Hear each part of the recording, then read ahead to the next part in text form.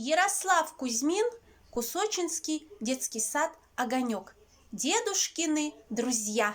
Май лапсю шебечет птицы, и парад идет в столице. В орденах шагают деды, поздравляем с Днем Победы! Приходят к дедушке друзья, приходят в День Победы. Люблю подолгу слушать я их песни и беседы. Горят над солнцем золотом награды боевые, и входят в дом, наш мирный дом, дороги фронтовые. Я молча рядышком сижу, ну кажется порою, что это я в прицел лежу, что я готовлюсь к бою. Приходят к дедушке друзья отпраздновать победу.